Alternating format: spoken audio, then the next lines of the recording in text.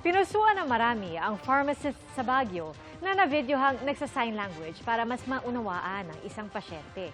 Pero hindi lang pala siya ang may kaya niyan sa ospital.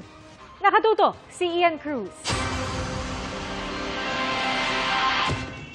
Ang tila simpleng transaksyon sa Baguio General Hospital and Medical Center ng pharmacist na ito. Hinangaan at pinapurihan ng netizens. Bigla kasi siyang nagsa-sign language para ipaliwanag ang reseta ng senior citizen na may kapansanan.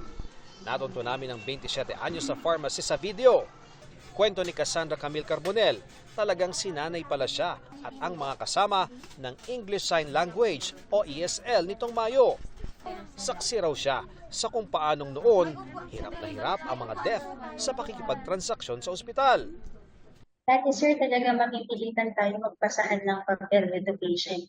So yung buong sentence mo, susulat mo, pati si patient magsusulat ka pa sa papel, nagpapasahan kayo ng notes counter.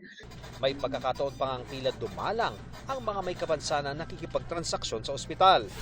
Pero ngayong sanay na ang mga pharmacist sa sign language, dumami muli ang mga deaf na nakikipagtransaksyon sa kanila. Meron yung iba sa kanila talagang hahanapin ka eh. Ia-action nila, hanapin ka. Saan mo ganito? Ito. So, I think po in a way, mas comfortable na kasi sila with us. Kasi parang they found someone na mas naiintindihan nila makipag-usap. 26 daw nang makita ng ospital ang pangangailangan sa sign language. Nung una, sa Health and Information Management Department lamang nila ito itinuturo hanggang sa 21 empleyado na sa kanilang iba't ibang tanggapan ang kaya ng makipag-ugnayan gamit ang sign language.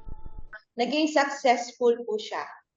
Kasi yung mga frontliners namin na nasa registration like sa outpatient department, emergency room, and that meeting department, they can converse na sa mga clients natin na deaf and mute brothers and sisters. Sa bagong kaalamang taglay, batid ni Cassandrang mas malawak na responsibilidad ang nakaatang sa kanilang balikat. Mapaglingkuran lamang ang lahat, lalo na ang mga may kapansanan. Mas lumawak din po yung pananaw natin. Kasi dito mas naiintindihan natin yung mga pasyente natin. We are able to see their side through their shoes by knowing how they communicate. Para sa GMA Integrated News, Ian Cruz, nakatutok, 24 oras. Mga kapuso, kasama nyo kami 24 oras. Mag-subscribe sa GMA Integrated News sa YouTube. Sa mga kapuso abroad, bisitahin ang GMA Pinoy TV at www.gmanews.tv.